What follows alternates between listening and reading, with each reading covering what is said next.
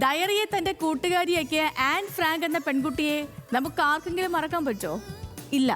13-ാം ദിനത്തിൽ അച്ഛൻ ആനിന് സമ്മാനിച്ച അവൾ കിറ്റി എന്ന് വിളിച്ച ഡയറിയാണ് ചരിത്രത്തിലെ ഏറ്റവും ക്രൂരനായ ഭരണാധികാരി ഹിറ്റ്ലറുടെ ചെയ്തികളെപ്പറ്റി ഈ ലോകത്തോട് പറഞ്ഞത്. ജർമ്മനിയിൽ നിന്ന് ആൻ ഫ്രാങ്കും കുടുംബവും ഹോളണ്ടിലേക്ക് ചേക്കേറിയെങ്കിലും ഹിറ്റ്ലറുടെ പട്ടാളം അവിടെയും എത്തി. ജൂതവംശജരെ തിരഞ്ഞുപിടിച്ച് കോൺസെൻട്രേഷൻ ക്യാമ്പുകളിലേക്ക് കൊണ്ടുപോയതോടെ ആനിനും കുടുംബത്തിനും ഒളിച്ചു താമസിക്കേണ്ടി വന്നു. ബുക്ക് ഷെൽഫ് കൊണ്ട് മറച്ച 2 ചെറിയ അറകളായിരുന്നു അവരുടെ ഒളിത്താവളം. അവിടെ വെച്ചാണ് ആനിന് തൻ്റെ പ്രിയപ്പെട്ട കിറ്റിയെ ലഭിക്കുന്നത്. സ്വാതന്ത്ര്യമില്ലാത്ത ആ ഇടുങ്ങിയ ലോകത്തിരുന്ന് ആൻ വിശേഷങ്ങളെല്ലാം കിറ്റി എന്ന ഡയറി കൂട്ടുകാരിയോട് പറഞ്ഞുകൊണ്ടേയിരുന്നു. ഡയറിയിൽ ആൻ ആദ്യമായി എഴുതിയത് എന്താണെന്നറിയോ? നിന്നോട് എല്ലാം തുറന്നു പറയാൻ എനിക്ക് കഴിയുമെന്നും നീ എനിക്ക് ആശ്വാസത്തിൻ്റെ ഉറവിടമാകുമെന്നും താങ്ങായിരിക്കുമെന്നും ഞാൻ പ്രതീക്ഷിക്കുന്നു എന്ന. പിൽക്കാലത്ത് ചരിത്രം കുറിച്ച ആ ഡയറി കുറിപ്പുകളിൽ ഒരു കൗമാരക്കാരിയുടെ സ്വപ്നങ്ങളുണ്ടായിരുന്നു.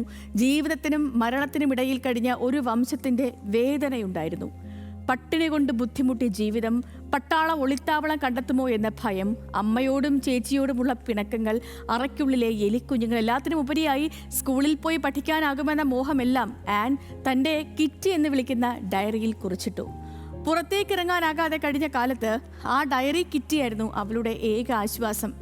81 വർഷങ്ങൾക്ക് മുൻപ്, കൃത്യമായി പറഞ്ഞാൽ 1944, ഇതുപോലൊരു ഓഗസ്റ്റ് 1-നാണ് ആനിൻ്റെ ഡയറിയിലെ അവസാന ദിനം.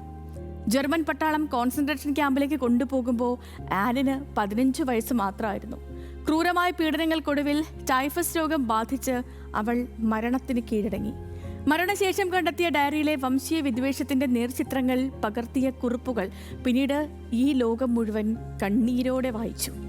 ആൻ ഫ്രാങ്കിന്റെ ഡയറി താളുകളിൽ അവസാനിച്ച ഇതേ ദിവസം, ഈ ഓഗസ്റ്റ് 1-ാം തീയതി വീണ്ടും ഓർത്തെടുക്കുമ്പോൾ നിരാശയിലും ഭീതിയിലും പ്രതീക്ഷയോടെ ജീവിച്ച ഒരു 15-കാരി ലോകത്തിന് നൽകുന്നത് പ്രതിസന്ധികളെ അതിജീവിക്കാനും ചുറ്റും അവശേഷിക്കുന്ന സൗന്ദര്യത്തിൽ സന്തോഷം കണ്ടെത്താനുമുള്ള ആർജവമാണ്.